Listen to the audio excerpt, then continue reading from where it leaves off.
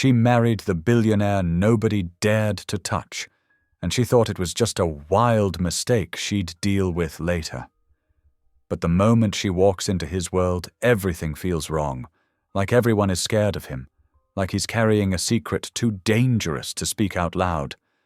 Then she finds the hidden papers, the ones that tie his entire fortune to a crime that destroyed her own family generations ago.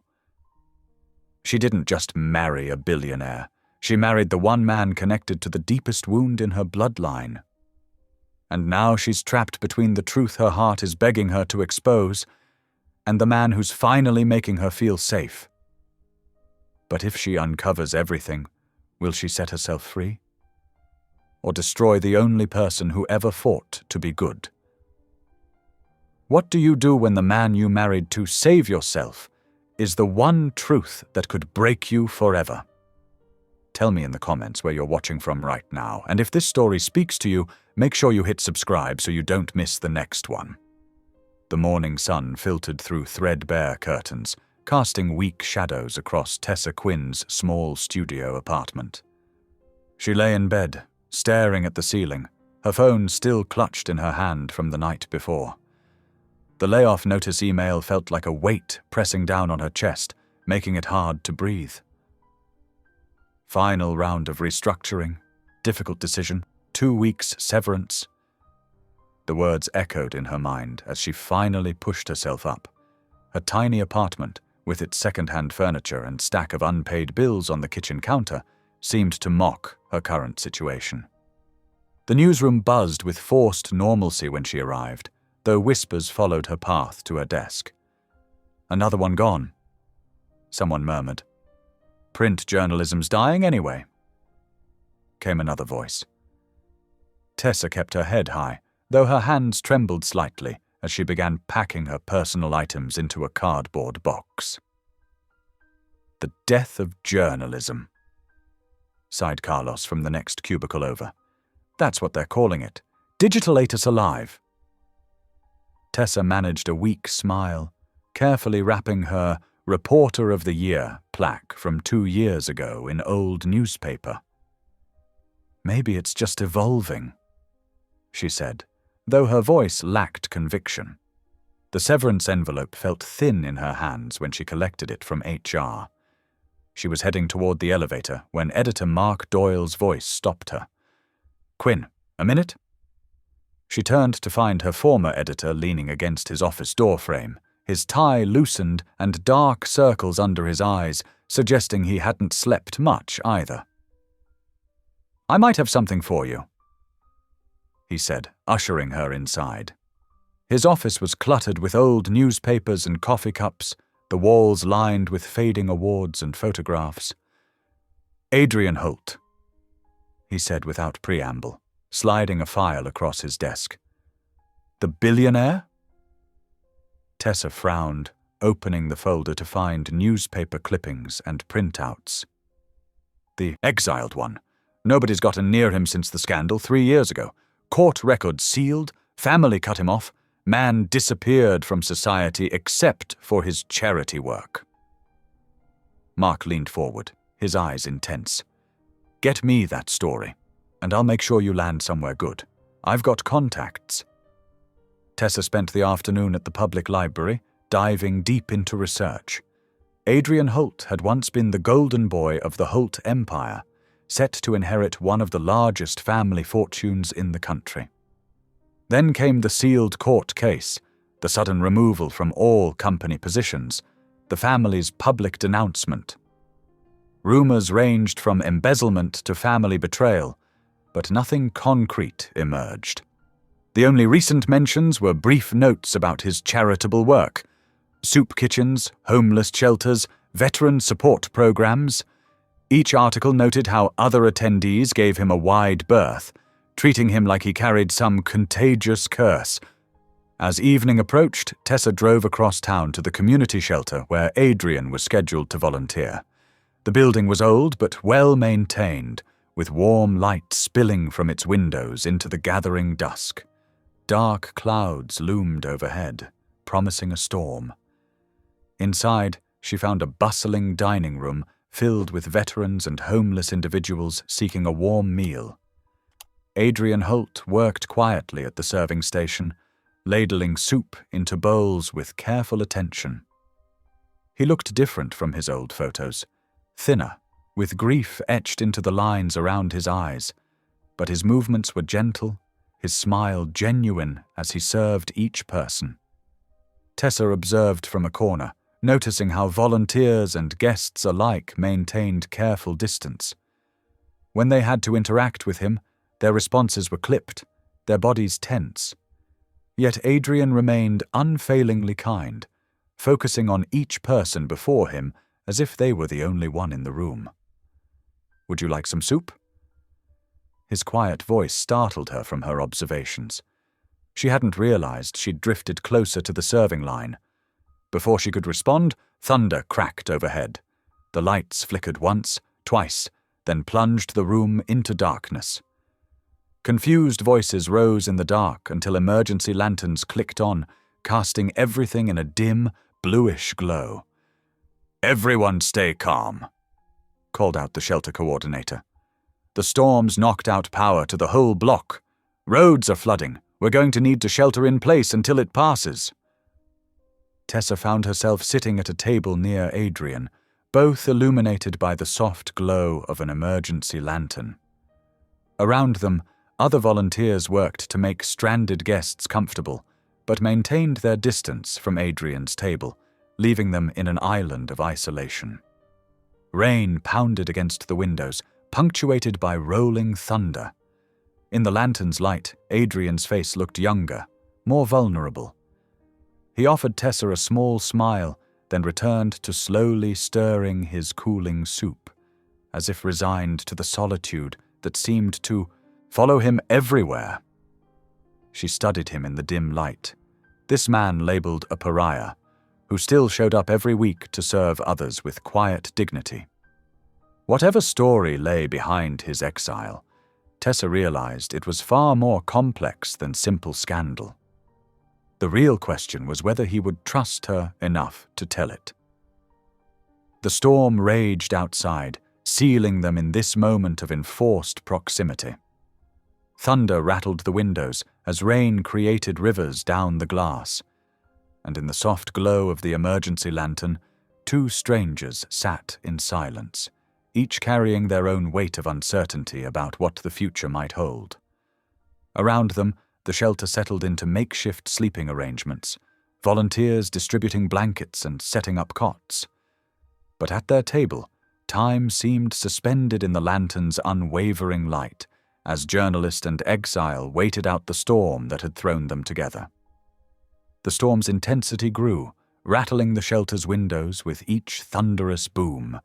Inside, elderly residents from the nearby senior housing huddled together, their faces illuminated by the blue glow of emergency lanterns. Tessa watched as Adrian moved purposefully through the room, his arms full of blankets. "Here you go, Mrs. Chen," he said softly, draping a thick fleece around an elderly woman's shoulders. His gentle manner seemed to ease some of her tension, though her hands still trembled. Tessa grabbed her own stack of blankets and followed his lead. Together, they worked their way through the room, offering comfort and reassurance to the frightened seniors. She couldn't help but notice how naturally Adrian handled the situation, his calm presence seeming to settle the anxious atmosphere. "You're good at this," she commented quietly as they met near the supply closet.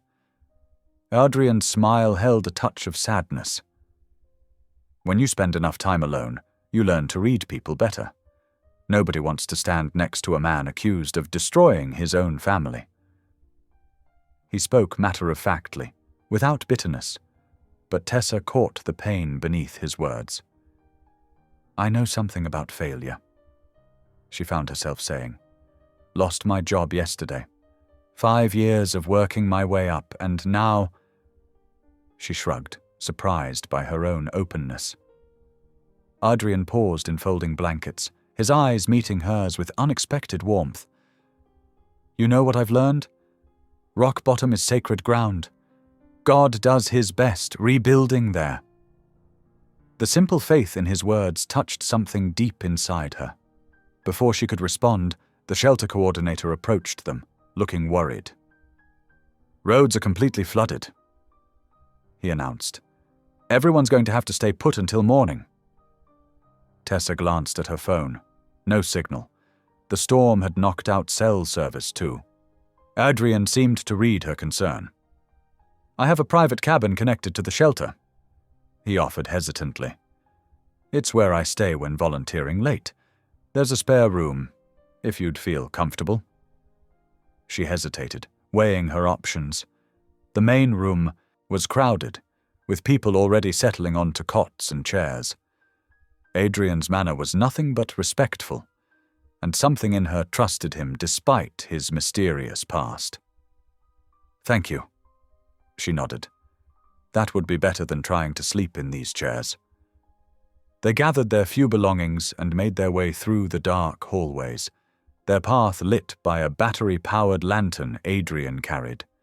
Their footsteps echoed softly as they walked. "Do you ever feel invisible?" Tessa asked suddenly, surprising herself. "Like the world just looks past you?" "Every day," Adrian replied quietly. "Though sometimes being unseen has its advantages, gives you space to figure out who you really are, away from others' expectations." The cabin was simple but welcoming, with a small living area and 2 bedrooms. As they settled onto the couch, neither quite ready for sleep, their conversation flowed easily despite the strangeness of their situation. "It's funny," Tessa mused. "If anyone knew we were here, they'd probably assume the worst. 2 strangers, trapped by a storm." Adrian chuckled softly. "We could really give them something to talk about. Tell them we got married tonight. Who'd believe that?"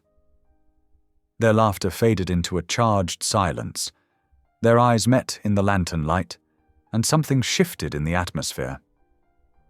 "You know," Tessa said slowly, "there are those emergency online officiants now.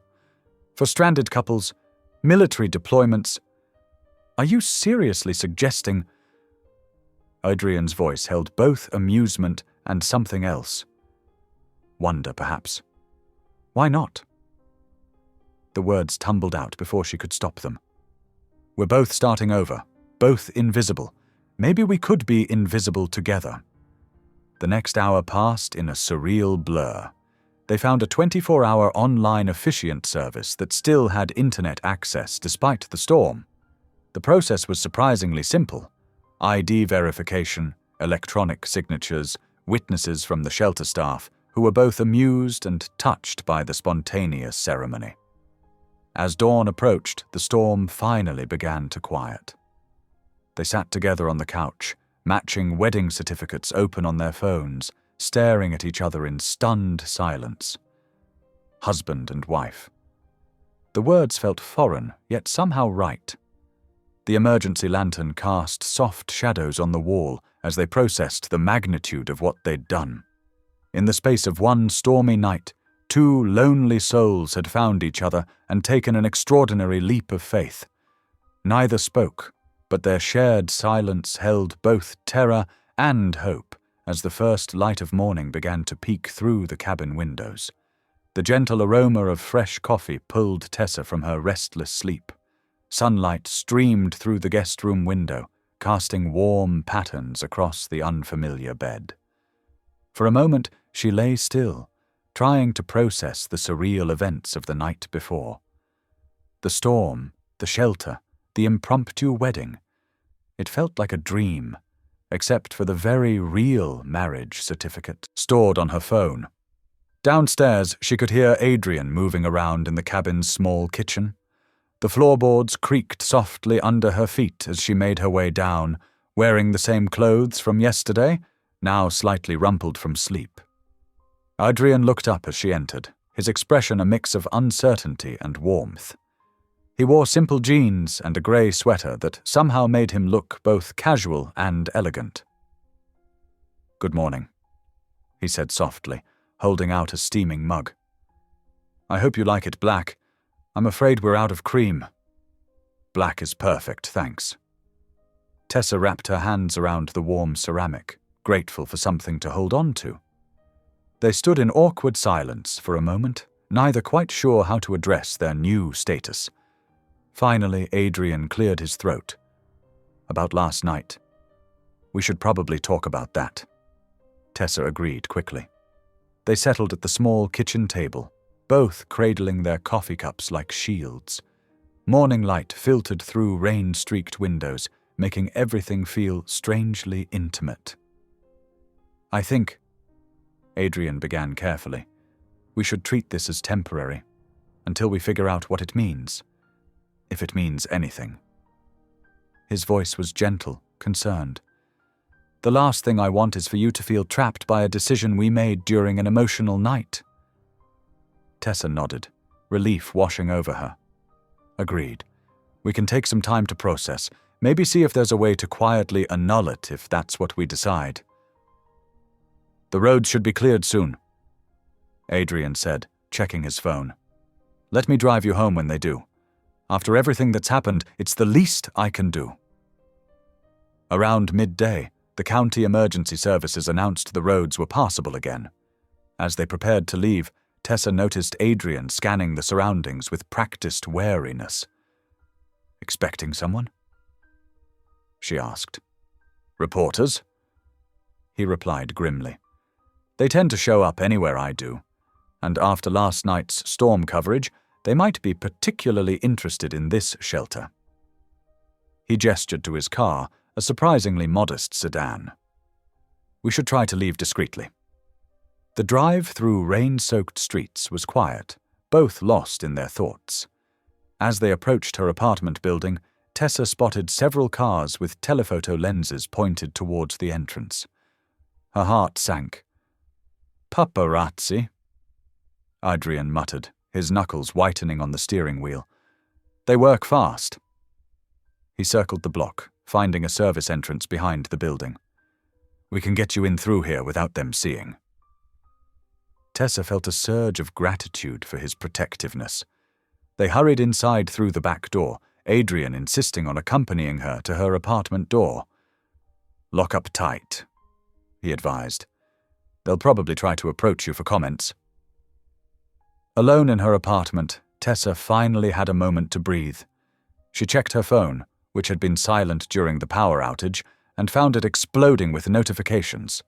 Social media was buzzing with photos from the shelter. Volunteers had captured moments of her and Adrian working together, standing close, talking intimately. The speculation was already wild. Mystery woman gets close to exiled billionaire. Adrian Holt's secret romance? The comments ranged from curious to cruel, with some suggesting she was an opportunist looking for a story. Her phone rang. Editor Mark Doyle's name flashed on the screen. With a deep breath, she answered. Tessa. His voice was sharp, demanding. Care to explain why I'm looking at photos of you cozying up to Adrian Holt? Did you get close to him for the story? The accusation stung, anger flaring in her chest. Is that what you think of me? That I'd manipulate someone for a headline? Then what exactly happened last night?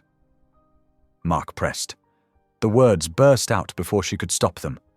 We're married. The silence that followed was deafening. When Mark finally spoke, his voice was barely above a whisper, heavy with the weight of what this meant. Tessa, the whole world is going to come for you now. Tessa's phone wouldn't stop buzzing. She lay in bed, watching the notifications pile up like snowflakes in a storm. 327 missed calls, 812 text messages, over 2,000 social media alerts. Her marriage to Adrian Holt had exploded across the internet overnight. Black journalist seduces disgraced billionaire. Read one headline. Gold digger or true love?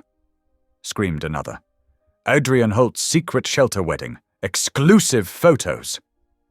Her hands trembled as she scrolled through the comments.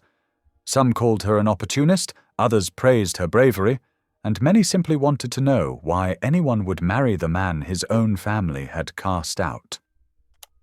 She needed to talk to Adrian. Now, Tessa found his number. The only good thing about being married was having direct access to contact him. Her heart pounded as she dialed. "Tessa." His voice was soft, concerned. "Are you okay?" "We need to talk," she said. "Somewhere quiet, away from cameras." "I know a place," he replied. "The corner cafe on Maple Street. It's small, family-owned. They'll give us privacy." 45 minutes later, Tessa sat in a corner booth, watching Adrian walk in wearing a plain baseball cap pulled low over his eyes. He looked different in daylight, less mysterious, more human. His shoulders carried invisible weight. "The owners are friends," he explained, sliding into the booth. "They've already closed the blinds." A kind-faced woman brought them coffee without being asked, patting Adrian's shoulder as she passed. The gesture spoke volumes about how often he must come here, seeking sanctuary. "They're calling me horrible things," Tessa said quietly, showing him her phone. "But worse than that, they're digging into my past, my family, my career." Adrian's face darkened. "I'm so sorry. This is exactly why I tried to warn you. My name. It's poison." "But why?" Tessa leaned forward. "What did you actually do? Because all I see are rumors and accusations, but no facts." Adrian stared into his coffee for a long moment. When he looked up, his eyes held deep pain. "I tried to tell the truth," he said simply, "about something that happened 100 years ago, something that built the Holt Empire on stolen dreams." "What truth?" He glanced around, though they were alone in their corner. "I found documents, old records that showed how the company really started, not the polished version in our family history books, but the ugly reality. And your family exiled you for that. They destroyed me." His voice was quiet but firm. "Froze my accounts, blocked my access, spread rumors about mental instability, made sure no one would believe anything I said." He gave a sad smile. "Truth is dangerous when it threatens power." Tessa's journalist instincts sparked. "Show me," she said. Adrian hesitated. "Are you sure? Once you see, you can't unsee." "I'm already in this mess. Might as well know why." He nodded slowly. "Okay, but not here." They drove to a modest apartment building in a quiet neighborhood, nothing like the luxury she'd expected from even an exiled billionaire. Adrian's home was small, sparsely furnished with second-hand furniture and bare walls. Only a few framed photographs showed any personal touch, mostly nature scenes he'd taken himself. "I sold everything valuable," he explained, noting her surprise. "Donated most of it to charities, kept only what matters." He led her to a small home office, where a heavy safe sat in one corner. The combination lock clicked softly as he turned it, each number deliberate and memorized. "These are copies," he said, pulling out a stack of worn folders. "I have the originals hidden somewhere safer." Tessa's hands shook as she opened the first folder. Inside were property deeds from the early 1900s, financial ledgers with careful handwriting, and letters between business partners. "The official story," Adrian explained, "is that my great-grandfather built the Holt Empire through smart investments and hard work. But these tell a different story." Tessa read through the documents, her journalist's eye catching discrepancies. Dates that didn't match official records. Property transfers that seemed forced. Notes about pressure and arrangements that felt more like threats. "He stole it," she whispered, understanding dawning. "The whole foundation, yes." Adrian's voice was heavy. "He used the bank crash of 1929 to force dozens of families into selling their land for pennies. Then he resold it to developers for massive profits. That's how Holt Industries really started. And you tried to expose this? I wanted to make it right. Return properties to the original families where possible, or at least provide fair compensation. I thought...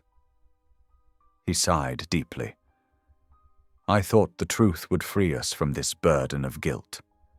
Instead, my family chose to protect their empire by destroying me. Tessa sat back, her mind racing. The man before her wasn't the monster the world painted. He wasn't even truly disgraced. He was something far more dangerous to the powerful. He was honest. As evening light faded outside the window, she looked at Adrian with new understanding. He stood in the shadows, watching her process everything, his shoulders straight despite the weight he carried. "You're not what they say you are," she said softly. "No," he agreed. "I'm just someone who couldn't live with lies anymore." The truth hung between them like a bridge, fragile but real. Tessa realized she had stumbled into something far bigger than a scandalous marriage. She had found a truth-bearer, a man punished not for wickedness, but for daring to be right. Sunlight streamed through Adrian's kitchen windows the next morning, casting golden squares across scattered papers and folders. Tessa sat at the wooden table, her fingers tracing the edges of yellowed documents while Adrian made fresh coffee. "I've been gathering these for years," Adrian explained, setting 2 steaming mugs down. Some were hidden in old storage rooms, others in forgotten filing cabinets. My grandfather kept detailed records of everything.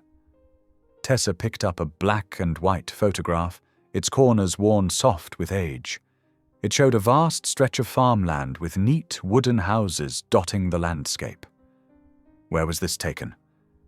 Just outside the city limits, 1925. Adrian pulled out more photos.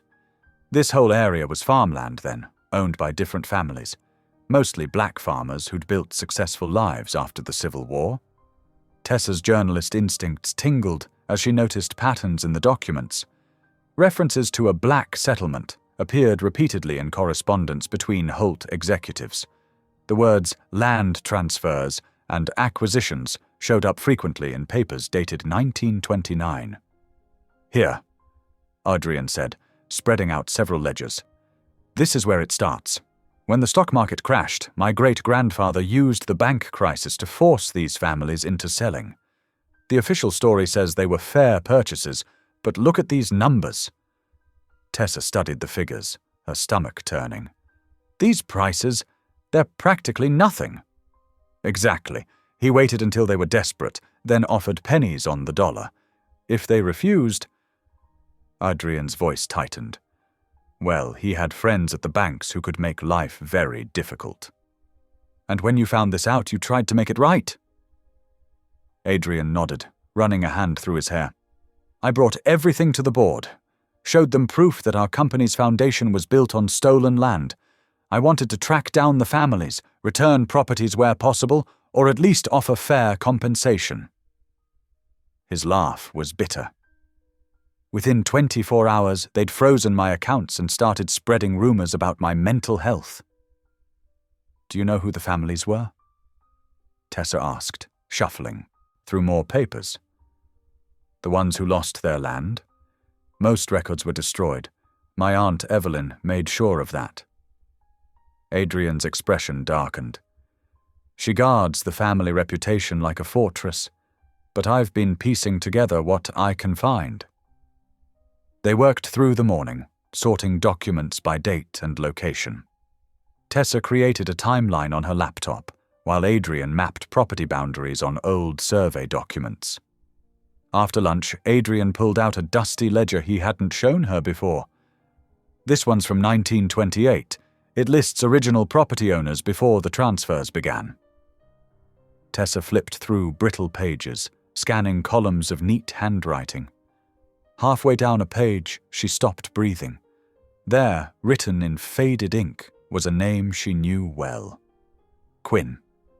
"Adrian," she whispered. "Look at this." He leaned over her shoulder, reading where she pointed. Quinn, that's my family name. Her hands shook as she checked dates and locations against other documents. This property description. It matches the stories my grandmother told about her parents' farm. Adrian quickly pulled out maps and deed records. Together, they traced the history of the Quinn property. 40 acres of rich farmland, carefully maintained for generations. Then, in late 1929, everything changed.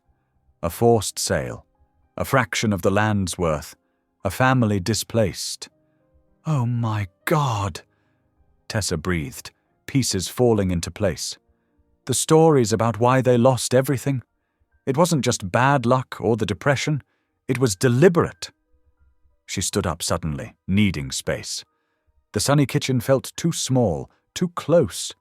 Her whole body trembled as generations of family pain crystallized into sharp, terrible clarity.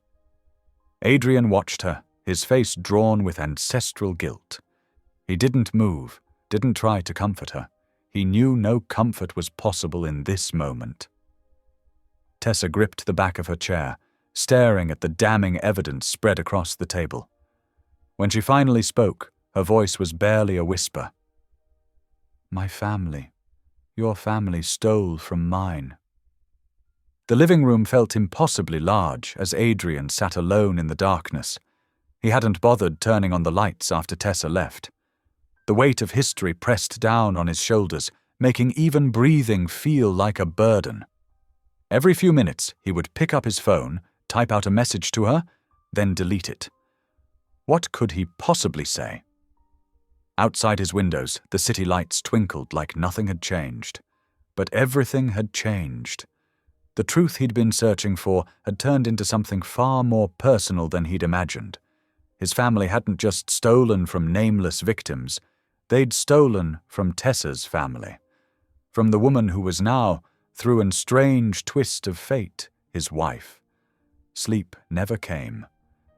He watched the sky slowly brighten, his mind replaying the moment Tessa found her family name in those old ledgers. The shock in her eyes.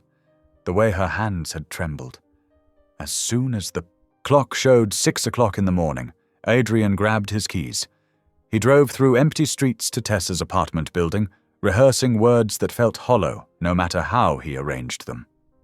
Standing at her door, he took a deep breath and knocked softly. When Tessa opened the door, her eyes were ringed with shadows that matched his own. She'd been up all night, too. "I didn't know," he said immediately. "I swear I didn't know it was your family. I believe you." Her voice was quiet but steady. "Come in." Adrian followed her into the small apartment. Morning light filtered through thin curtains, casting everything in gentle gold. Coffee cups and scattered papers covered her kitchen table. She'd been doing her own research all night. "I want to go to the county archives," Tessa said, turning to face him. "I need to see official records, to know everything." "Of course, we can go right now if you want." The drive to the county courthouse was silent. Adrian kept glancing at Tessa, but her gaze remained fixed on the passing buildings. When they arrived, the massive stone building was just opening for the day. Their footsteps echoed in the empty halls as a clerk directed them to the records room in the basement. The archives smelled of old paper and dust.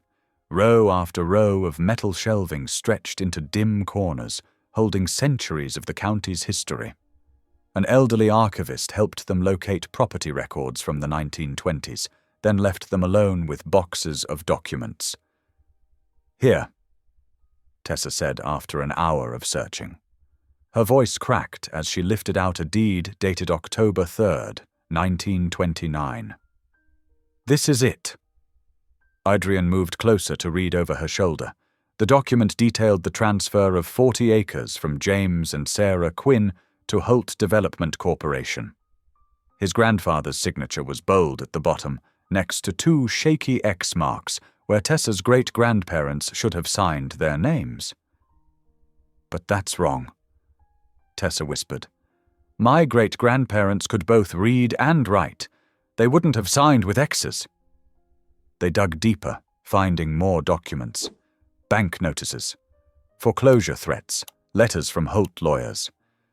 The paper trail painted a clear picture of coordinated pressure from multiple directions, all orchestrated by Adrian's grandfather.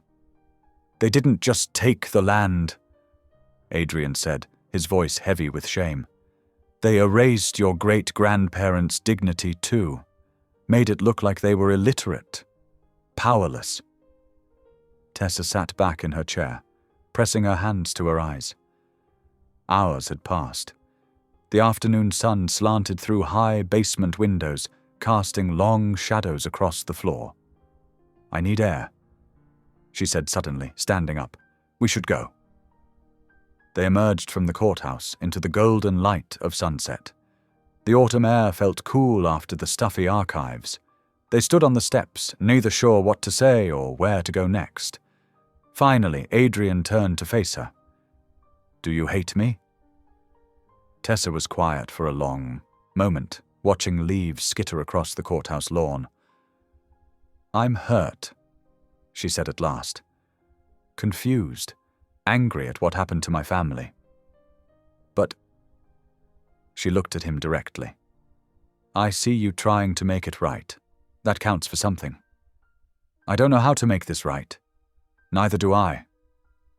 Tessa hugged herself against the evening chill. "But I don't want to be alone right now."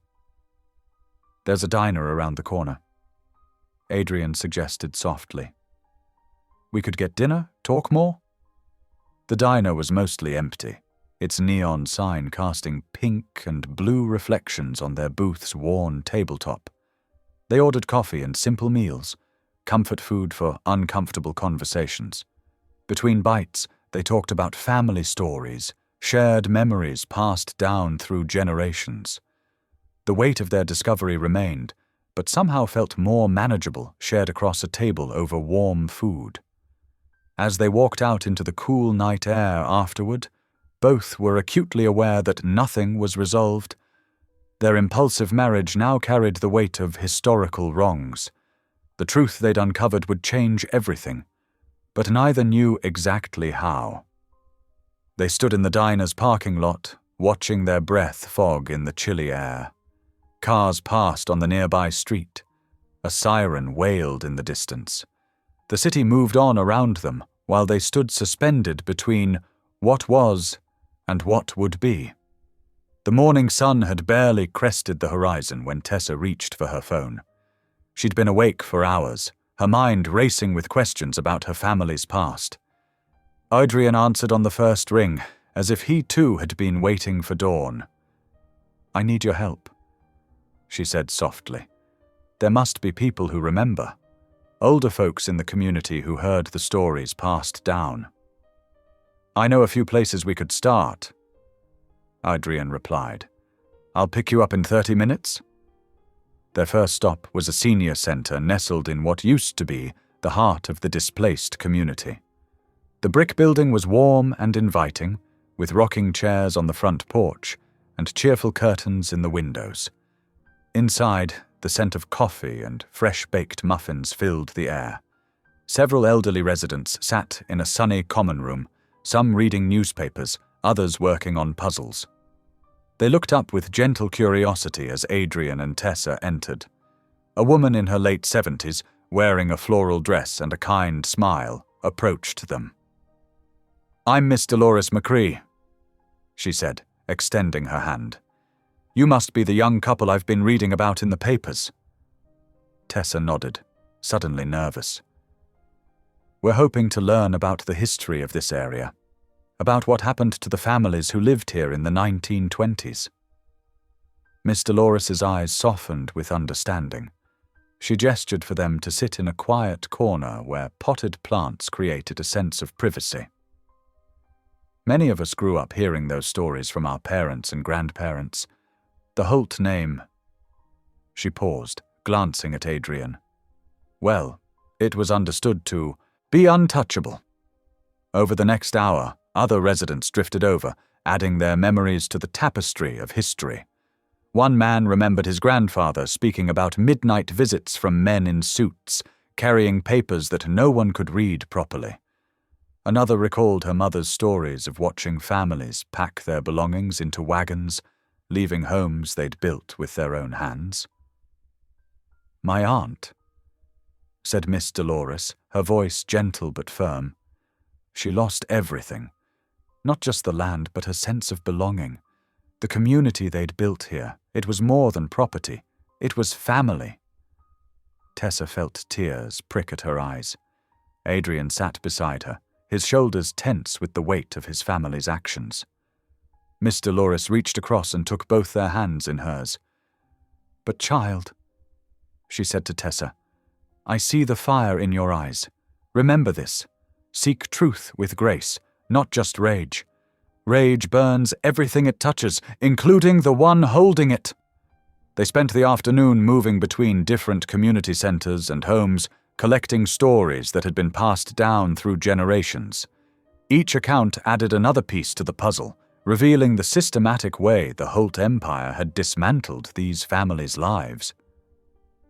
As the sun began to set, Adrian turned to Tessa. Would you like to come over for dinner? I could cook something simple."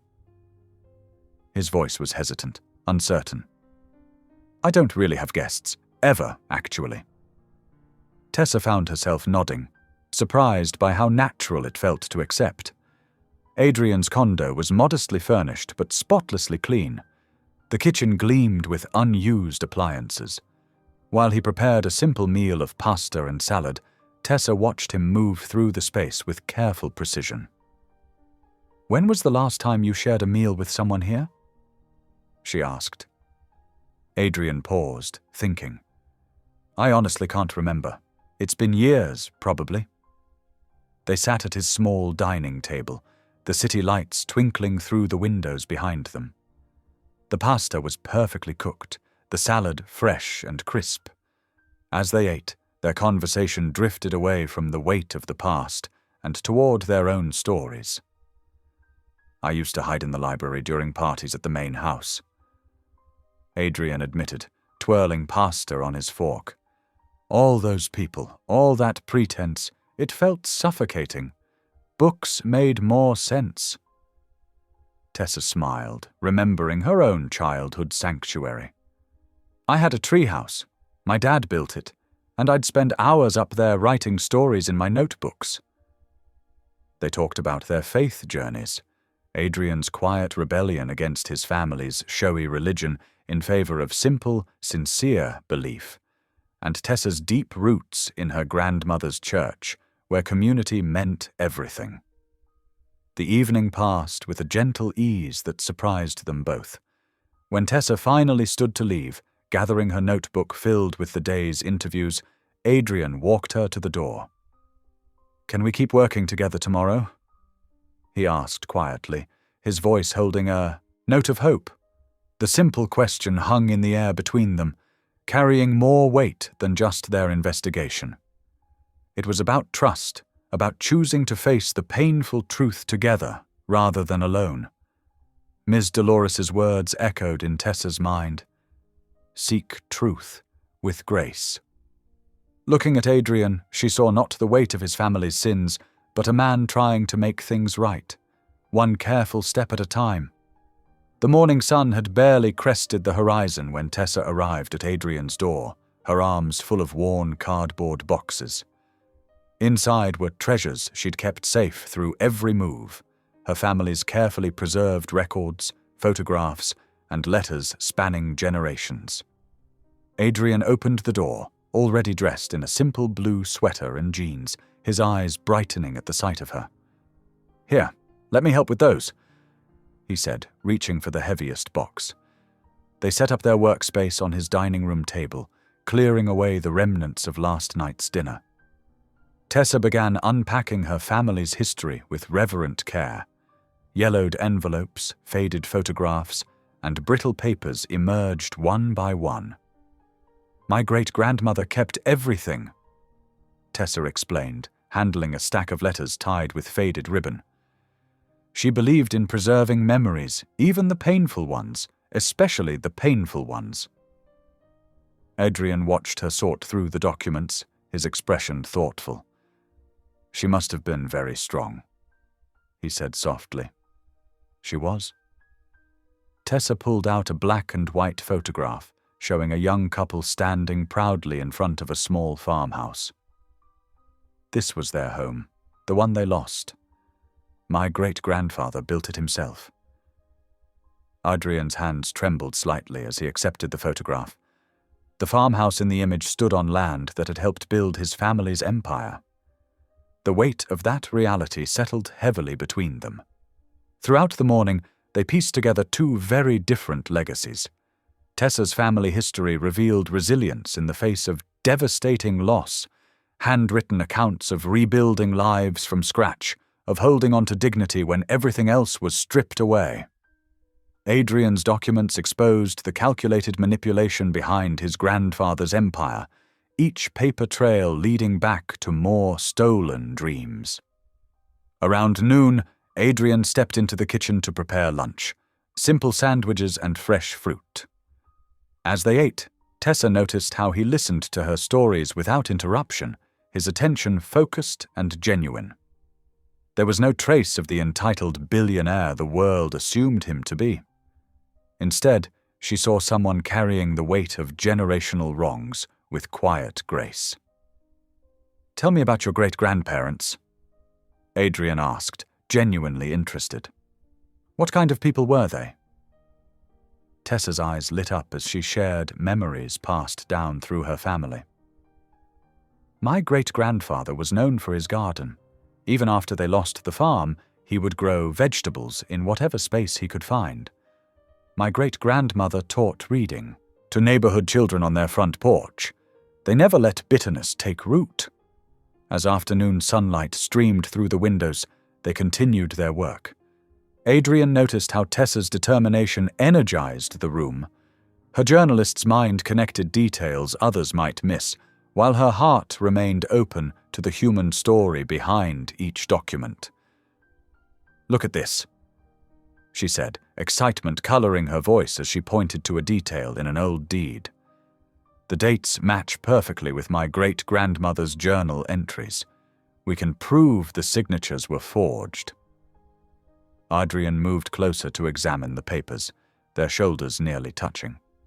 The proximity felt natural now, comfortable in a way neither had expected. As evening approached, Adrian suggested they take a break. "Would you like to walk around the neighborhood? The air might help clear our heads." Tessa nodded, grateful for the chance to stretch her legs.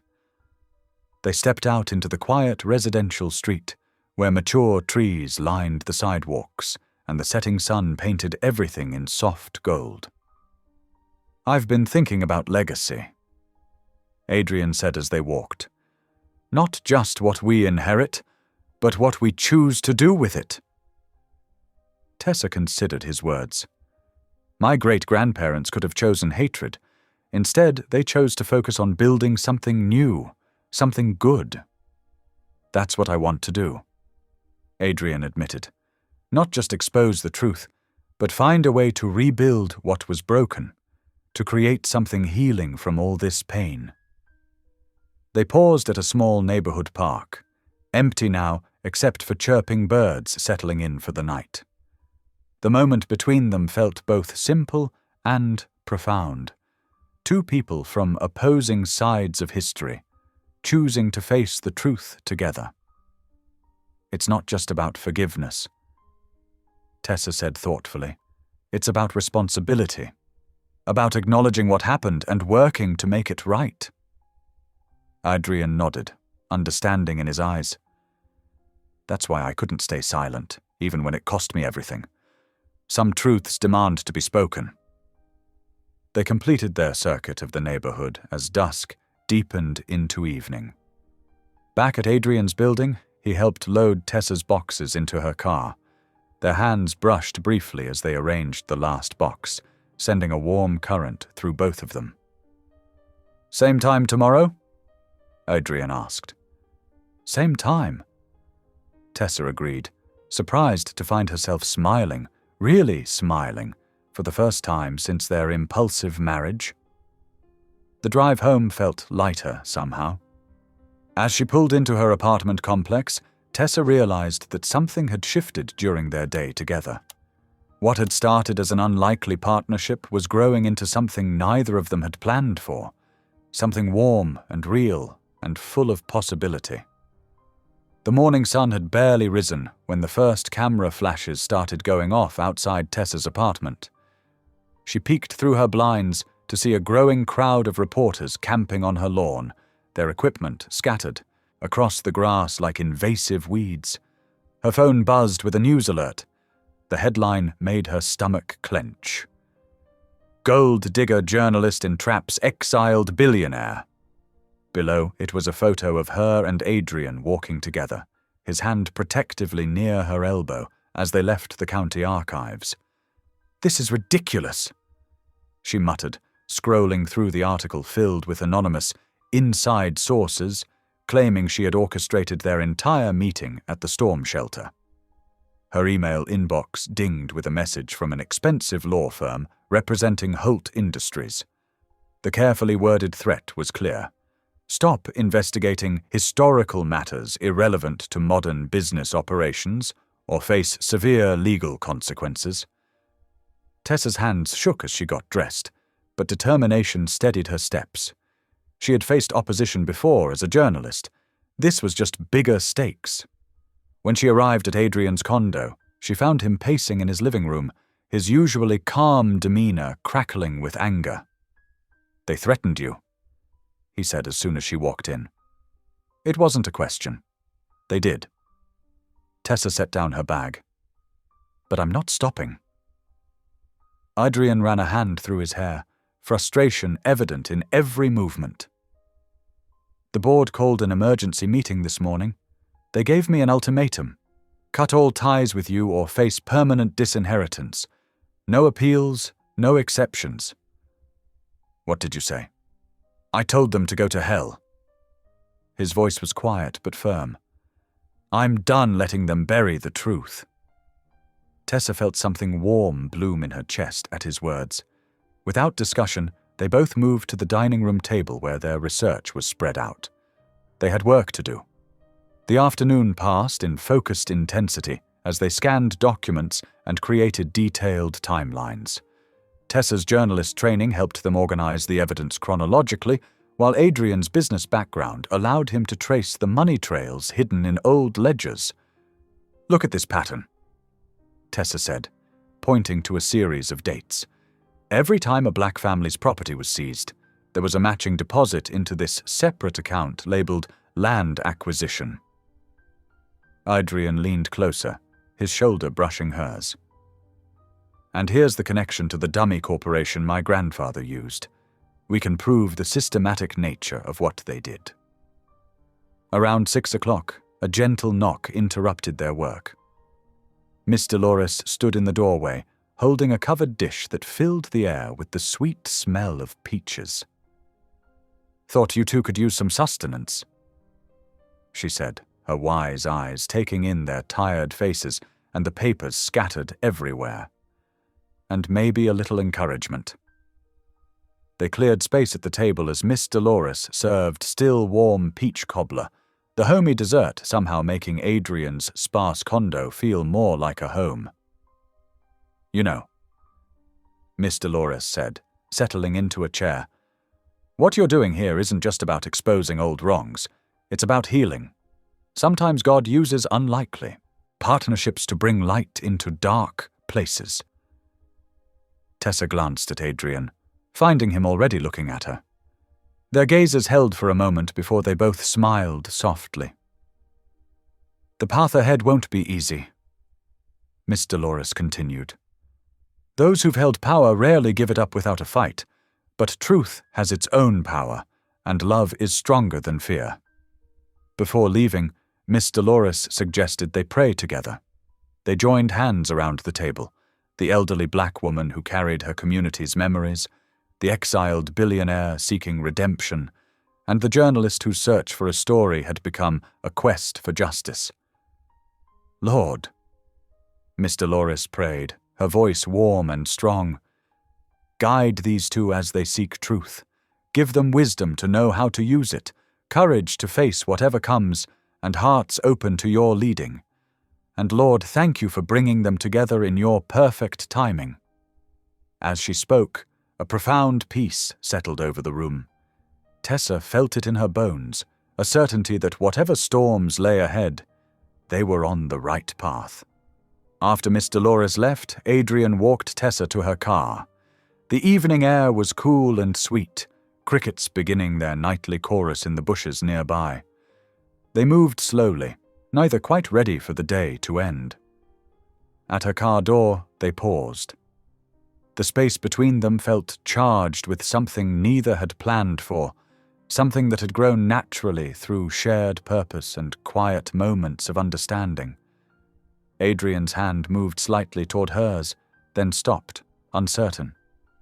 Tessa looked up at him, really seeing the gentle strength in his face, the unwavering integrity that had cost him everything but given him something greater: peace with himself. No words were needed. They both felt it, their hearts drawing closer, weaving together in ways that went far deeper than their impulsive marriage.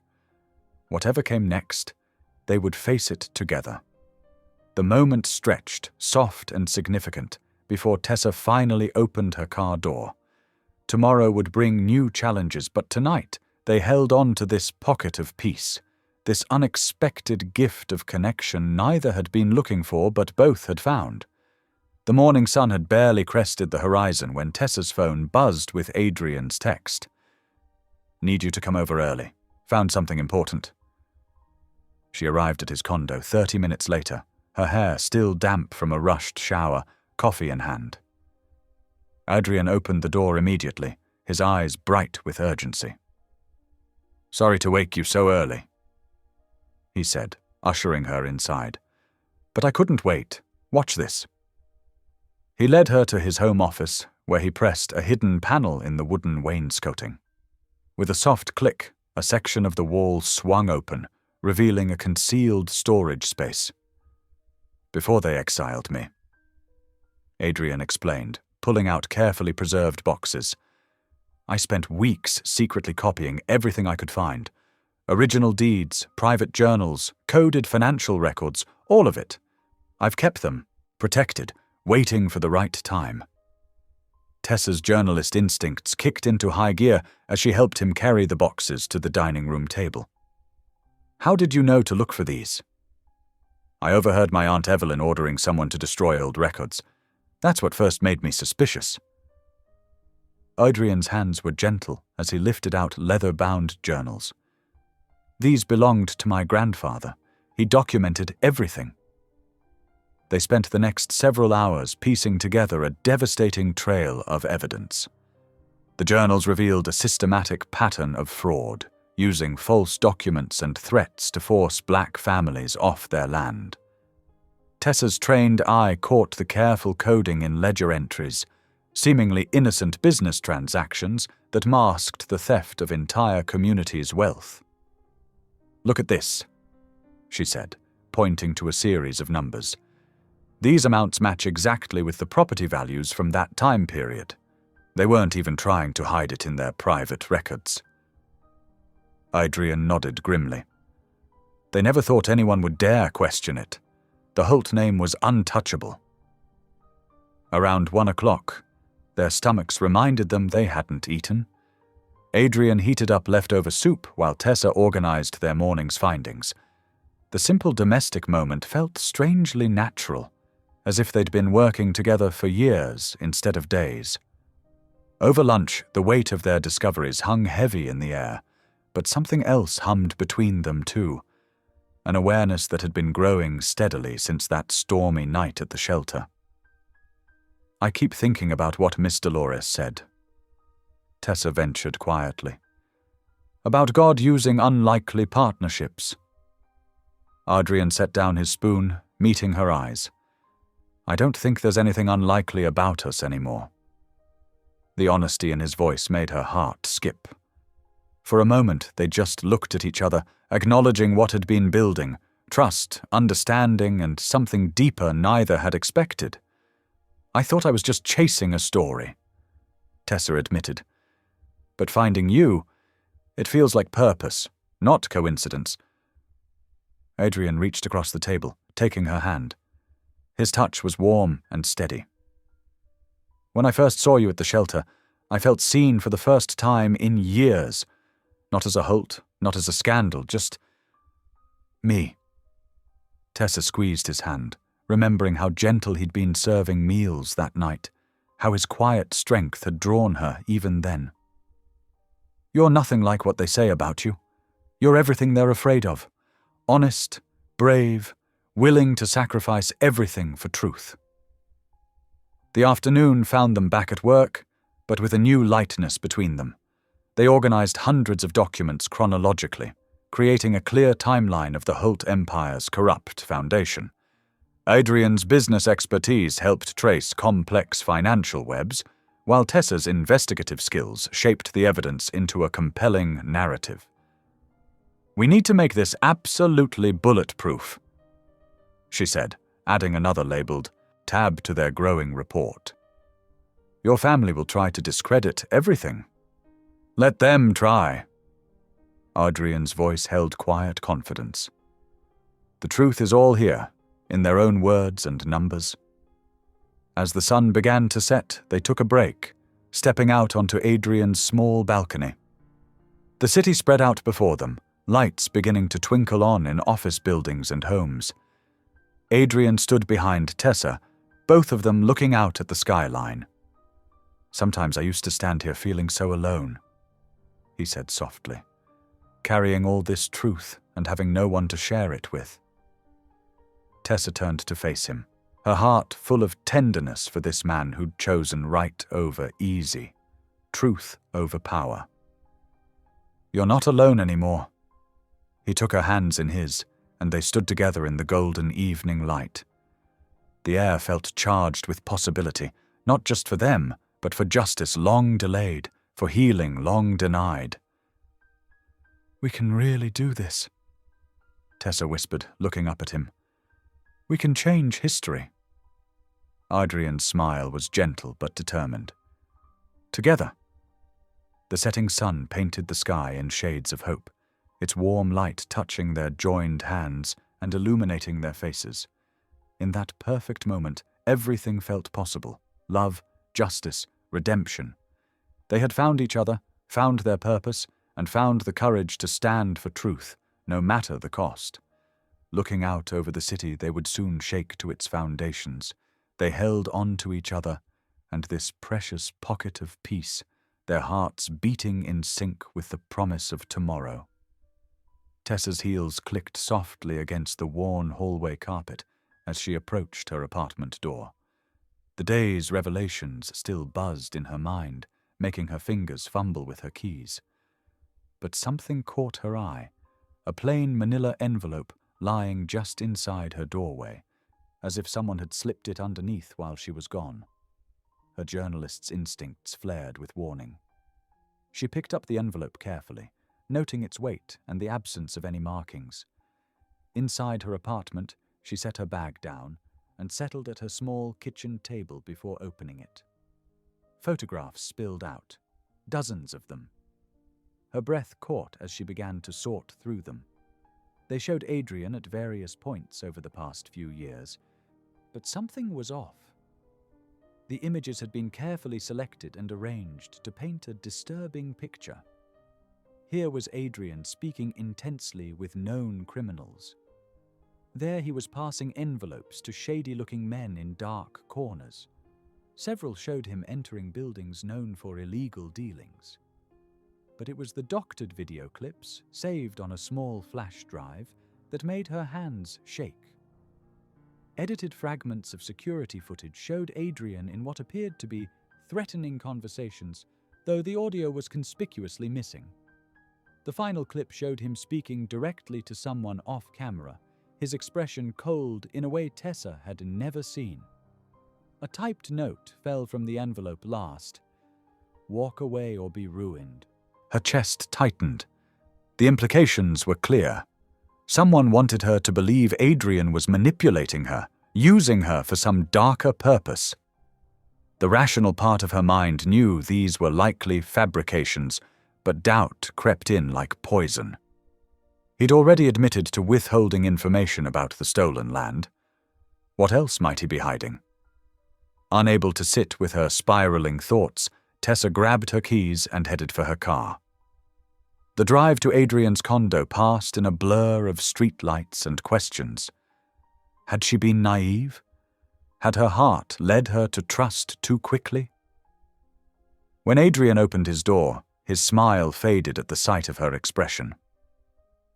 "What's wrong?" Wordlessly, she thrust the envelope at him. He took it to his kitchen table, spreading out the contents while she paced behind him.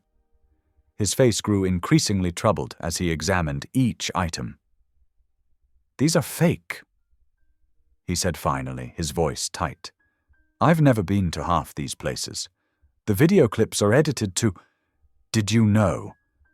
Tessa interrupted, her voice cracking. "When we first found the connection to my family, did you already know the victims were from a black community?" The silence that followed was answer enough. Adrian's shoulders slumped slightly. "I suspected," he admitted quietly. "Based on the locations and timing, I was almost certain. But I didn't know any specific names until we found your family's records. Why didn't you tell me?" The hurt in her voice made him flinch. "I couldn't bring myself to say it without absolute proof." He stood, reaching for her hand, but she stepped back. "I needed to be completely sure before what?" Tessa's eyes filled with tears. "Before telling me your family specifically targeted mine, before admitting the racist foundations of the Holt Empire." "Tessa, please." Adrian's voice was pained. "I was trying to protect." "Protect me?" She laughed bitterly. "Or protect yourself? This whole time, you let me think we were discovering everything together. But you were controlling the narrative, weren't you? Just like these photos suggest." "That's not true." Adrian's voice was firm but gentle. "Everything we've found, everything we've built, it's real. Someone is trying to drive us apart because we're close to exposing the truth." But Tessa's trust, so carefully built over their days together, had cracked. The weight of generational pain and present betrayal pressed on her chest until she could hardly breathe. "I need time," she whispered, backing toward the door. "I can't. I just need space to think." "Tessa, wait." Adrian moved toward her, but she was already gone, the door closing softly behind her. Left alone in his condo, Adrian sank into a chair, his head in his hands. The scattered photos seemed to mock him from the table. After a long moment, he moved to his desk and pulled out a fresh sheet of paper. Through the long hours of the night, he prayed. For guidance, for forgiveness, for Tessa's heart to heal. Between prayers, he carefully drafted a legal document, a sworn statement formally renouncing his inheritance and any future claims to the Holt fortune. It wouldn't undo the past, but perhaps it could help build a different future. Across town, Tessa lay in her bed, tears drying on her cheeks as she stared at the ceiling. The hurt of Adrian's omission tangled with memories of his gentleness, his determination to make things right. Her heart warred with her head as the night hours crept by. In their separate spaces, both remained awake until dawn, their hearts reaching across the city toward each other, even as circumstance and pain kept them apart. The truth they'd uncovered together hung between them, powerful enough to change history, but also strong enough to break the fragile bond they'd begun to build. As the first light of morning touched their windows, neither had found peace. The weight of the past pressed down on both of them, demanding resolution but offering no easy answers. Their shared mission had brought them together, but now it threatened to tear them apart, leaving them alone with their broken hearts and the heavy burden of truth. The morning sun streamed through Tessa's bedroom window, but she barely noticed its warmth. Her phone buzzed for the 5th time. Another call from Adrian. She watched it ring until the screen went dark again. Her hands trembled as she got dressed, mind clouded with memories of last night's confrontation. Every time she closed her eyes, she saw the hurt in Adrian's face, felt the ache in her own heart. But she couldn't talk to him yet. Not until she sorted through this mess of emotions. Instead, she drove across town to the small yellow house where Miss Dolores lived. The elderly woman opened her door before Tessa could even knock, as if she'd been expecting her. "Child, come here," Miss Dolores said, opening her arms. The simple gesture of comfort broke something inside Tessa. She fell into the embrace, tears already flowing. Miss Dolores guided her to the worn floral couch in her living room, the same one where generations of troubled souls had found comfort. The room smelled of cinnamon and coffee, and morning light filtered through lace curtains that had hung there for decades. "Now then," Miss Dolores said, settling beside her, "tell me everything." The story poured out of Tessa in broken sentences between sobs. The storm shelter marriage, the research sessions with Adrian, discovering her great-grandparents' stolen land, and finally, the devastating revelation that Adrian had suspected the truth about the black community all along. "I don't know what hurts more," Tessa whispered, dabbing at her eyes with a tissue. "The original crime against my family, or Adrian keeping quiet about what he knew." Miss Dolores listened without interruption, her weathered hands folded in her lap. When Tessa finally fell silent, the older woman reached for her hand. "Baby girl, let me tell you something about chains," she said softly. "Unforgiveness is the heaviest chain there is. It wraps around your heart like iron, weighing you down until you can barely breathe." "But what he did," Tessa started. "I'm not excusing anyone's actions." Miss Dolores cut in firmly. "Wrong is wrong, whether it happened yesterday or 100 years ago. But forgiveness isn't about excusing the wrong. It's about freeing yourself from carrying that weight forever." She squeezed Tessa's hand.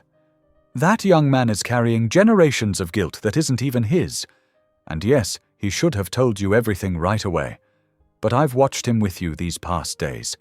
There's real love growing there, child. Real truth. Don't let fear poison it." Across town, Adrian sat in the austere conference room of his family's legal firm. Papers covered the polished mahogany table. Inheritance documents, trust fund details, stock certificates. One by one, he signed them away. "Mr. Holt," the senior partner said carefully, "are you absolutely certain about this? You're giving up billions of dollars." Adrian's pen paused briefly. "Money built on stolen lives isn't wealth," he said quietly. "It's a curse." He continued signing. The lawyers exchanged concerned glances as he proceeded to outline his plans for restitution, setting up a trust for displaced families' descendants, funding historical research to uncover more victims, establishing scholarships and community development programs. "Your aunt will fight this," one lawyer warned. "Let her," Adrian replied, his voice firm. "I'm done hiding truth to protect power." That afternoon, Tessa walked slowly through City Park, retracing paths she'd walked with Adrian just days ago. The late autumn air was crisp, leaves crunching beneath her feet as she remembered their conversations, their shared determination to expose the truth, the way his eyes lit up when she made him laugh. She stopped at a bench where they'd sat sharing coffee one morning, discussing old documents. The memory of his gentleness struck her hard. How carefully he'd handled her family's papers, how intently he'd listened to her stories, how deeply he'd cared about making things right. "Was it all real?" she whispered to the empty park. "Or was I just seeing what I wanted to see?" The afternoon light was fading when her phone buzzed with an email. Her breath caught as she opened it, an official invitation from the Holt Board of Directors to attend an emergency press conference tomorrow morning. The message was polite, but carried an undertone of threat, suggesting her presence was crucial to clearing up recent misunderstandings. Tessa's hands shook as she read it again. She knew this was the board's attempt to control the narrative, to perhaps pressure her into denying everything she and Adrian had uncovered. But knowledge of their manipulation didn't make the invitation any less intimidating. She sat on the park bench as evening settled around her, the invitation glowing on her phone screen. The weight of history, justice, and love pressed on her heart as she considered her next move. Everything she and Adrian had worked for might depend on what happened at tomorrow's press conference. Miss Dolores's words about chains echoed in her mind as she watched the sun sink behind the city skyline. The choice between justice and compassion shouldn't have to be a choice at all. Perhaps they were two parts of the same healing truth. The phone buzzed again in her hands. Another email from the Holt board, this one marked urgent. They wanted her confirmation of attendance within the hour. Tessa stared at the screen, feeling the magnitude of the moment settle over her like a heavy cloak. The morning dawned cold and grey as Tessa pulled into the parking garage of Holt Tower. Her hands trembled slightly as she switched off the engine. Camera crews were already gathering outside the building's gleaming entrance, their equipment creating a forest of tripods and boom microphones on the sidewalk. "God, give me strength," she whispered, checking her reflection in the rearview mirror. She had dressed carefully in a crisp navy blazer and pencil skirt, wanting to project confidence she didn't quite feel. The weight of generations seemed to rest on her shoulders as she stepped out of her car. Security guards ushered her through a private entrance, away from the growing media crowd. The marble halls of Holt Tower felt eerily quiet compared to the bustle outside. An assistant directed her to the grand conference room on the 40th floor, where rows of chairs faced a raised podium bearing the Holt Company logo.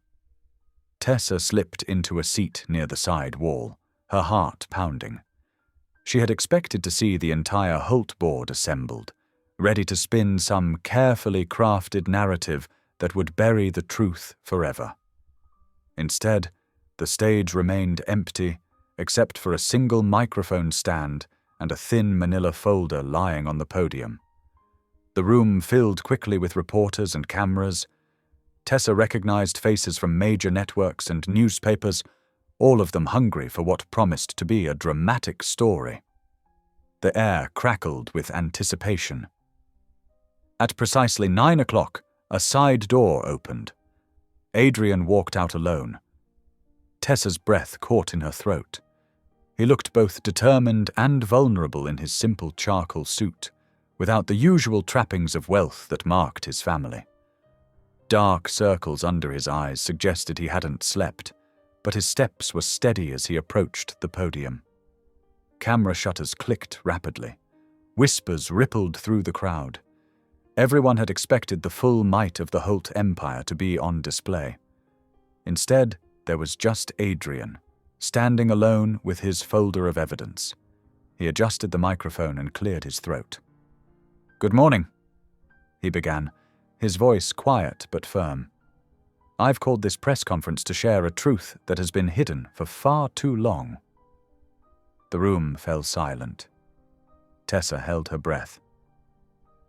"The Holt family empire," Adrian continued, "was not built through honest business practices as our official history claims. It was founded on a terrible crime, the illegal seizure of land from black families in the 1920s. Gasps and murmurs filled the room. Cameras flashed frantically. From her position near the wall, Tessa saw Evelyn Holt and several board members burst through a side door, their faces twisted with fury. But Adrian kept speaking, his voice growing stronger. "Through forged documents and corrupt officials, my grandfather forced dozens of families from their rightfully owned property. Among those victims," here his eyes found Tessa's across the room, "were the great-grandparents of Tessa Quinn." The reporter's head swiveled toward Tessa. She sat perfectly still, chin lifted, refusing to shrink under their stares. For generations, my family has hidden this crime. Adrian continued. We've buried evidence, silenced witnesses, and used our wealth to maintain the lie. When I discovered the truth years ago, I was pressured to keep quiet. When I refused, I was exiled from the family and stripped of my position. He opened the folder on the podium, lifting out documented proof, property deeds, bank records, photographs. But I can't stay silent any longer. This morning I signed papers giving up all rights to my inheritance. Every dollar, every asset that came from that stolen land will be returned to the descendants of those who were wronged. Evelyn Holt stormed toward the podium. Adrian, stop this immediately! She hissed, loud enough for the microphone to catch. Adrian didn't even look at her. The full documentation is being delivered to the district attorney's office as I speak. Copies are available to every news outlet represented here. You'll destroy everything we've built! Evelyn grabbed his arm, but Adrian gently removed her hand. An empire built on lies deserves to fall, he said quietly, but his words carried through the sound system. Truth is worth more than any fortune. The Holt board members began filing out, their faces dark with rage. Reporters shouted questions, cameras rolled, and chaos erupted in the conference room. But Adrian remained steady at the podium, answering questions with quiet dignity until every detail had been shared. Finally, after nearly 2 hours, he stepped down from the stage. He looked utterly drained, shoulders slightly slumped under the weight of what he'd done. For a moment, he stood alone in the midst of the media frenzy, looking smaller without the trappings of wealth and power he'd given up. Tessa rose from her seat. Their eyes met across the crowded room, his filled with uncertainty, hers with something softer. Slowly, deliberately, she began walking towards him. The press conference room slowly emptied, leaving behind scattered papers and the lingering echo of camera shutters. Adrian made his way through a side door, seeking refuge in the quieter hallway backstage. His footsteps echoed against the polished floor as he loosened his tie, the weight of everything he'd just done settling heavily on his shoulders. He heard soft footsteps behind him and turned to see Tessa approaching. Her face was unreadable, and his heart clenched, preparing for what he assumed would be a final goodbye. After everything that had happened, he wouldn't blame her. But Tessa didn't speak at first. Instead, she walked right up to him and placed her hand gently over his heart. The simple touch made his breath catch. "I saw the man God made you to be today," she whispered, her voice thick with emotion. "Not the man your family tried to shape, but the one he created." Adrian's eyes filled with tears he'd been holding back all morning. "Tessa, I'm so sorry," he said, his voice breaking. "For everything my family did to yours. For not telling you sooner about what I suspected. For—" She shook her head, cutting him off. "Let's sit down somewhere quiet. We have a lot to talk about." They found an empty conference room down the hall, away from the chaos of the media still lingering in the building. The room was peaceful, with soft, natural light filtering through tall windows. They sat in comfortable chairs facing each other, close enough that their knees almost touched. "I need you to understand something," Tessa began, her dark eyes serious. "When I first got that envelope with those photos, I felt betrayed. But sitting in that room today, watching you stand alone against your entire family to tell the truth, I realized how much you've been carrying by yourself all these years." Adrian's hands trembled slightly as he clasped them together. "I should have told you everything from the beginning. When I first found those documents years ago, I knew the victims were from a black community, but I couldn't find their names. The shame of what my family had done. It ate at me. When I tried to make it right, they cast me out. And you've been alone with this burden ever since," Tessa said softly, He nodded, unable to speak for a moment. The hardest part wasn't losing the money or the position. It was knowing what my family had done and being powerless to fix it. Then you came into my life, and suddenly everything changed. But I was afraid. Afraid of what? Afraid that if I told you too soon about my suspicions, you'd think I was manipulating you. Afraid that if I waited too long, you'd think I was hiding it. Afraid of losing you before I even really had you. Tessa reached out and took his hand. "I'm sorry too," she said. "I'm sorry I didn't see how much pain you were in. When I got that envelope, I let fear cloud my judgment.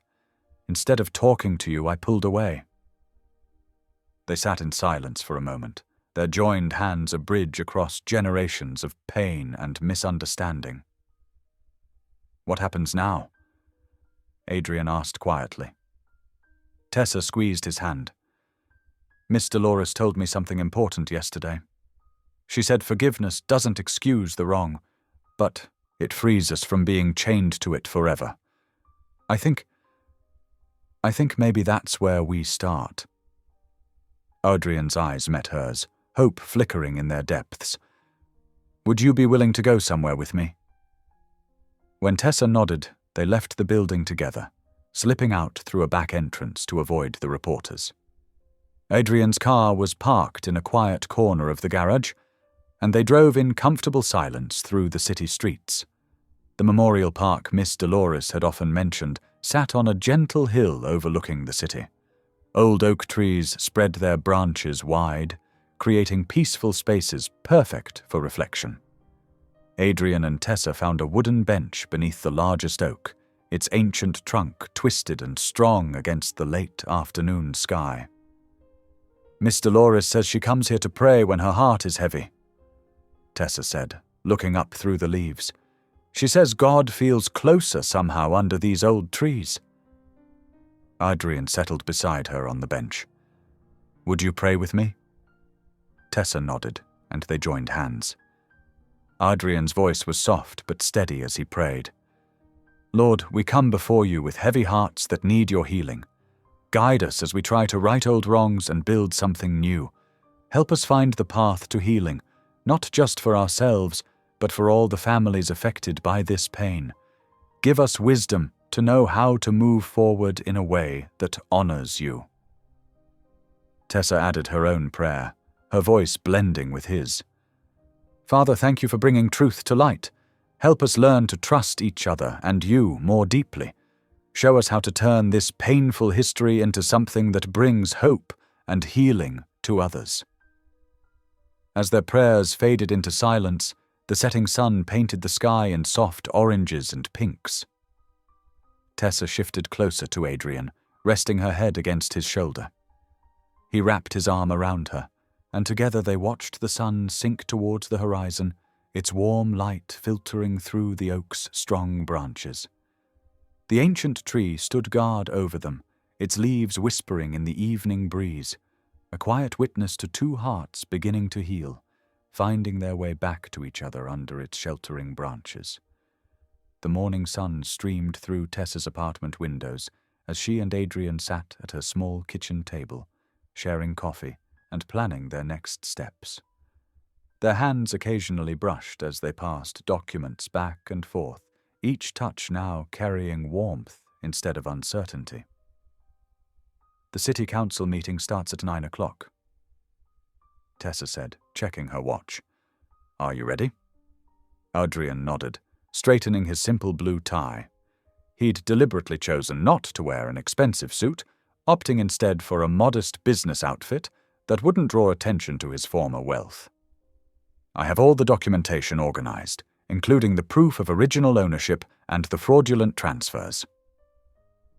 They drove separately to City Hall, meeting on the broad stone steps where other community members were already gathering.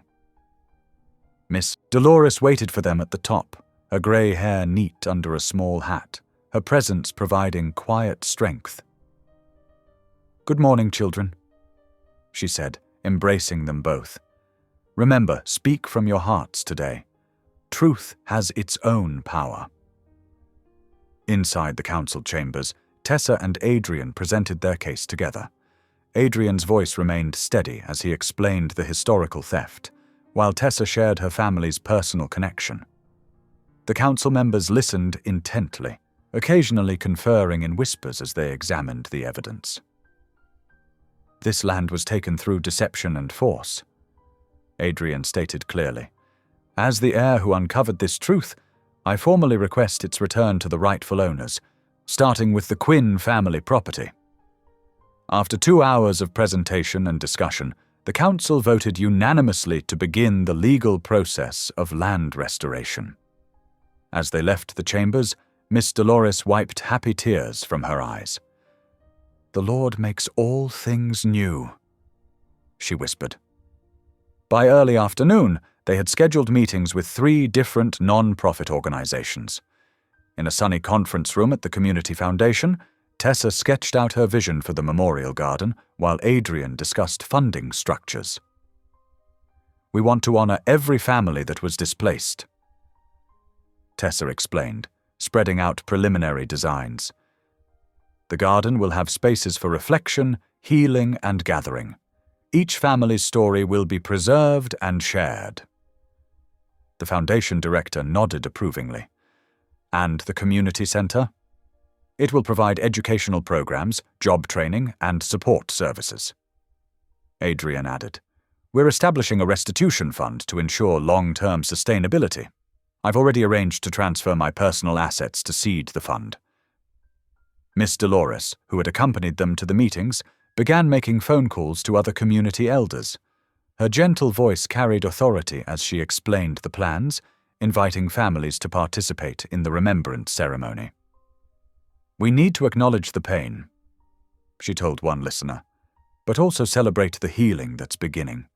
Each family will have a voice in how we move forward." Between meetings, Adrian drove across town to sign the lease on his new rental home, a modest 2-bedroom house with a small yard, located just a few blocks from Tessa's apartment. The landlord seemed surprised when Adrian explained he didn't need to see the master bathroom's marble countertops or hear about the premium appliances.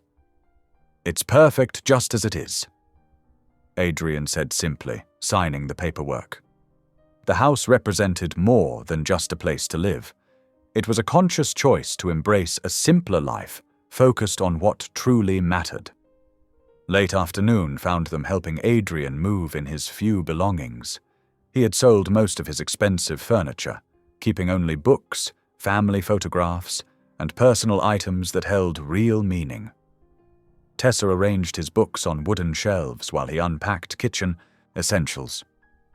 "It feels right," he said, looking around the cozy space.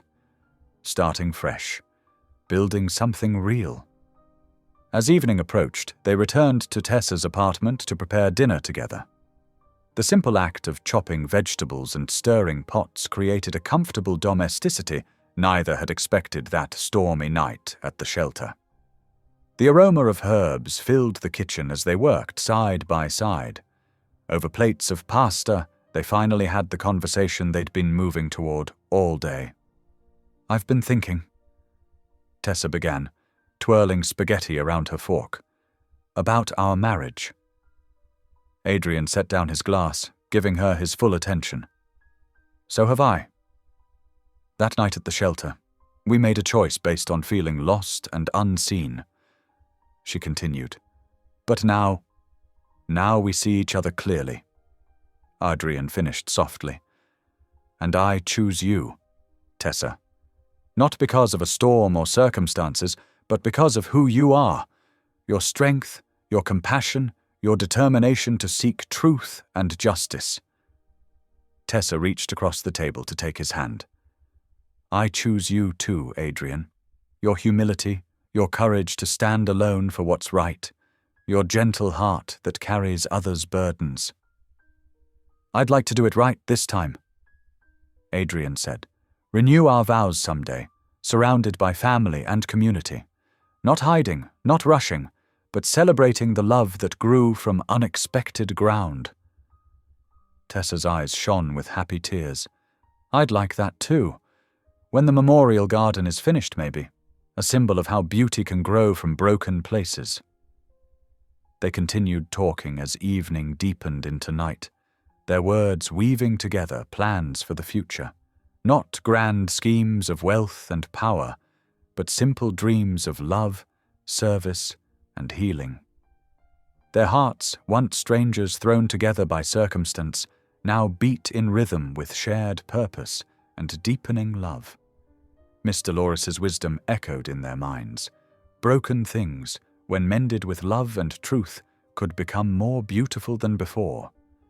Their accidental marriage had become a chosen partnership, their inherited pain transformed into purposeful healing, their separate paths merged into a shared journey of restoration. The autumn morning dawned clear and crisp, golden sunlight filtering through the trees that had witnessed generations of history on this sacred ground. Chairs were arranged in neat rows on the restored land, facing a simple wooden podium adorned with fresh flowers. Behind it stood the newly completed memorial garden, its pathways winding between carefully tended beds of native plants and commemorative plaques. People began arriving early, their footsteps hushed on the dewy grass. Elderly community members who had carried these stories in their hearts for decades were escorted to seats of honor in the front row. Young families settled into chairs, children sitting quietly as they sensed the solemnity of the occasion. The gathered crowd represented a tapestry of healing, descendants of those who had lost their land decades ago, current community members, and supporters who believed in restoration. Tessa stood at the edge of the garden, smoothing her cream-colored dress with trembling hands. Adrian appeared beside her, gentle concern in his eyes as he noticed her nervousness. "Are you ready?" he asked softly, offering his arm. She nodded, drawing strength from his presence. Together they walked to their places near the podium as Miss Dolores stepped forward to begin the ceremony. The elderly woman's voice carried clearly across the hushed gathering. "We come together today on holy ground." Miss Dolores began, her weathered hands raised in blessing. "Ground that has known both tears and triumph, suffering and healing. Today we reclaim this space not just with papers and property deeds, but with prayer and purpose." The morning light seemed to deepen as she continued. "Lord, we ask your blessing on this garden of remembrance. Let it stand as testimony that truth cannot stay buried forever. Let it be a place where pain is acknowledged and healing takes root, where bitter seeds of injustice are transformed into flowers of reconciliation." Her prayer moved through the crowd like a cleansing wave, touching hearts and opening spirits. Some wiped away tears, while others nodded in solemn agreement. When she finished, there was a moment of profound silence broken only by bird song in the distance. The unveiling of the memorial garden followed. Adrian and Tessa walked together down the main path, stopping at each station to remove the coverings from the commemorative plaques. Each bronze marker told the story of a family whose lives had been uprooted, their dreams stolen, their legacy interrupted but not erased. When they reached the plaque honoring Tessa's great-grandparents, her hands shook as she pulled away the cloth. There in permanent bronze were their names, their dates, their story, no longer hidden, no longer denied. Adrian stepped back respectfully, understanding this moment belonged to her and her ancestors. Returning to the podium, Tessa faced the gathered community. Her voice wavered at first, but grew stronger as she spoke from her heart. "My great-grandparents worked this land with love and hope," she began. "They planted crops and dreams here, believing they were building a legacy for their children's children. When that legacy was stolen, they didn't let bitterness take root in their hearts. They kept their faith, their dignity, and their stories alive." She paused, looking out at the faces before her. faces that carried similar stories of loss and resilience. 2 months ago, I thought I was investigating a story about a fallen billionaire. Instead, I stumbled into my own family's history. I discovered how 2 wounded legacies, mine and Adrian's, had been bound together by pain across generations. Her eyes found Adrian's in the crowd as she continued, "But God had a bigger plan than exposing old wounds. He brought healing through truth, justice through surrender, and love through forgiveness."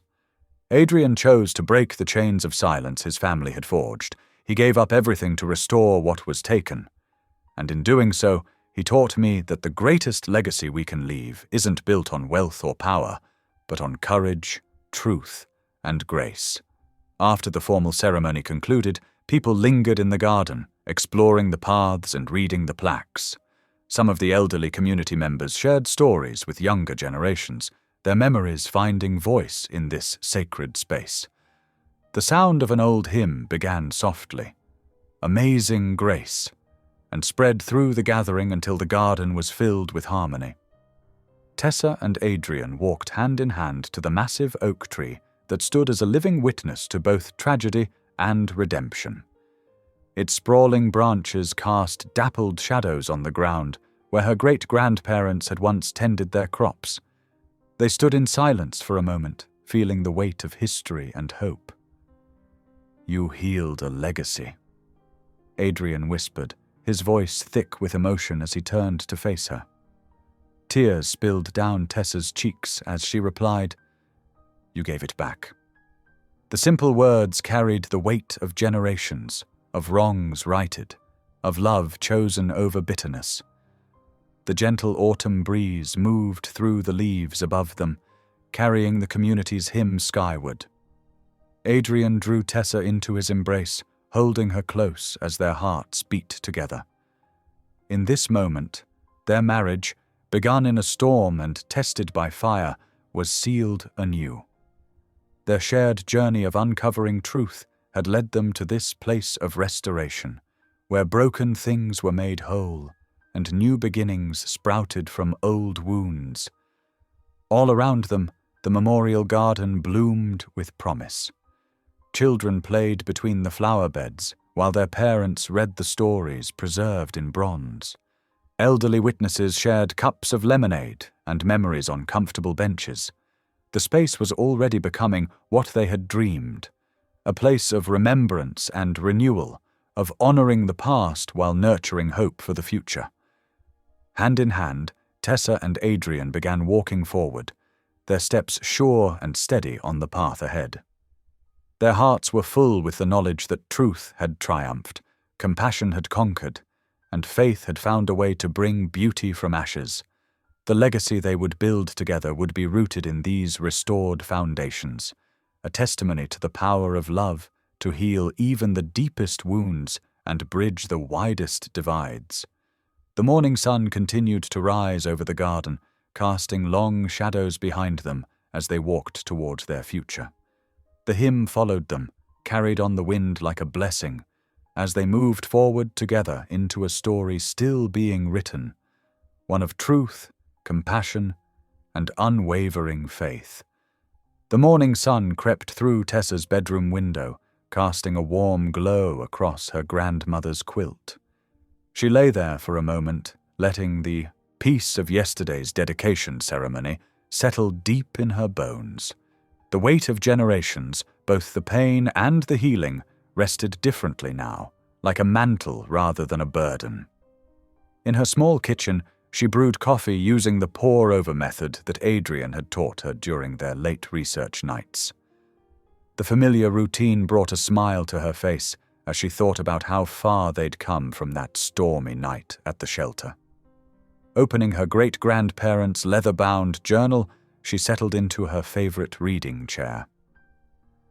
"Land's got a memory," her great-grandmother had written. "It remembers the hands that loved it, the seeds we planted, the dreams we buried deep." Tessa traced the faded handwriting with gentle fingers, understanding now why these words had been preserved so carefully through the years. Across town, Adrian was already at the memorial garden, meeting Miss Dolores in the crisp morning air. They sat together on a wooden bench, spreading papers across their laps as the rising sun warmed the dewy grass. "You're doing the right thing, child," Miss Dolores said softly, watching Adrian's careful signature flow across each document. "Some might say you've already done enough, but I see how your heart needs this final step."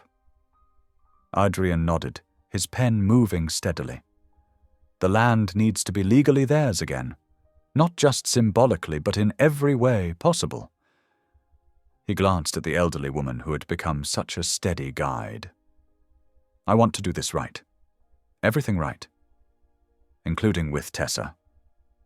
Miss Dolores's eyes twinkled knowingly. "Especially with Tessa." Adrian's voice grew soft. "We started in chaos, but I want to build something real now, something chosen." Miss Dolores patted his hand. "Love's like that garden over there, needs both strong roots and daily tending." Around noon, Tessa arrived at the city clerk's office, her heart beating a little faster when she saw Adrian waiting by the entrance. He wore simple clothes, jeans and a button-down shirt, so different from the wealthy heir she'd first investigated months ago. "Ready?" he asked quietly. She nodded, and together they entered the building. The fluorescent lights hummed overhead as they worked through the final property recordings. Their hands brushed occasionally as they passed documents back and forth, each touch carrying an electricity that made Tessa's skin tingle. "Sign here, Miss Quinn," the clerk directed, then, "And here, Mr. Holt." Their signatures flowed together on the page, a symbolic joining of their separate histories into something new. When the last paper was stamped and filed, they stepped out into the warm afternoon sunshine. Neither seemed ready to part ways. "Would you like to walk for a bit?" Adrian asked hesitantly. "I noticed there's a farmer's market down the street." Tessa smiled. "I'd like that." They wandered through the market stalls, past pyramids of fresh apples and bouquets of late summer flowers. The casual domesticity of it felt both strange and right, picking out tomatoes together, debating the ripeness of peaches, sharing samples of local honey. "I'm scared sometimes," Tessa admitted as they paused by a display of handmade quilts. "Not of you, but of doing this wrong. We jumped into marriage without knowing each other. Now that we do, now it feels like more is at stake." Adrian finished softly. She nodded. "Exactly. Before we were strangers with a piece of paper between us. Now there's real feelings, real trust that could be broken." Adrian considered this as they walked past a booth selling fresh bread. Maybe that's not a bad thing, having something real to protect and nurture. He selected a loaf of sourdough, paying the vendor before continuing. "I'd rather build slowly with intention than rush forward blindly again." They found a quiet corner near a musician playing acoustic guitar. The melody provided a gentle backdrop for their honest conversation. "What does building slowly look like to you?" Tessa asked. Adrian thought carefully before answering. "Dating our own spouse, learning each other's rhythms, fears, hopes, creating new memories not tied to uncovering old wounds." He paused, being patient with each other's healing. As the sun began to set, they made their way to Tessa's apartment, arms full of their market purchases. They spread out containers of Thai takeout on her coffee table, the familiarity of sharing a meal together feeling both old and new. "Remember that first night at the shelter?" Tessa asked, smiling as she reached for the pad Thai. "When you told me rock bottom was sacred ground." Adrian laughed softly. "I was trying so hard to sound wise and comforting. Really, I was just as lost as you were. Maybe that's why it worked." She mused. "We were both at our lowest point, but somehow found solid ground together." They ate in comfortable silence for a while, the city lights twinkling through her window. Finally, Adrian set down his fork and turned to face her fully. "Tessa," he began, his voice gentle but certain. "When your heart is ready, truly ready, would you consider having a private vow renewal ceremony? Not to fix what was broken, but to celebrate what we've built?" The question hung in the air between them, full of hope and possibility. Tessa felt warmth spread through her chest as she looked at this man who had chosen truth over wealth, healing over power, and patient love over easy answers. "Yes," she replied softly, her smile reaching her eyes. "But let's build our future one day at a time." 2 days after their conversation, the memorial garden glowed with late afternoon sunlight. White folding chairs formed an intimate semicircle beneath the ancient oak tree, its branches spreading wide like protective arms over the sacred ground. In a small tent near the garden's edge, Tessa smoothed her hands over the simple ivory dress she'd chosen, flowing fabric that caught the breeze, modest and elegant without being showy. Her fingers trembled slightly as she adjusted the small bouquet of wildflowers gathered from the memorial garden itself. Across the grounds, Adrian stood in his modest charcoal suit, no designer labels or expensive accessories. He watched as Miss Dolores welcomed each elderly guest, her warm smile setting everyone at ease. The small group of community elders, many of them descendants of families who'd lost their land alongside Tessa's great-grandparents, settled into their seats with dignified grace.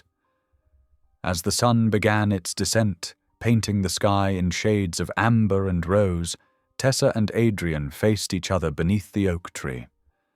Their eyes met and held, carrying the weight of their shared journey.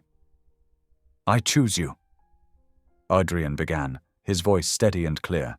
"Not because fate threw us together, but because love grew in the midst of truth.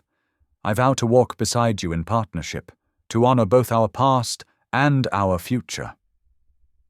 Tears glimmered in Tessa's eyes as she spoke. "I choose you in freedom and forgiveness, with hope instead of fear. I vow to build with you a legacy of healing and truth." Miss Dolores stepped forward, leading the gathered elders in prayer. Their voices rose together in an old hymn, the melody carrying across the garden like a blessing. Tessa felt a deep peace settle over her, as if her ancestors stood witness to this moment of restoration. When Adrian kissed her, it was gentle and sweet, a seal on their renewed promises.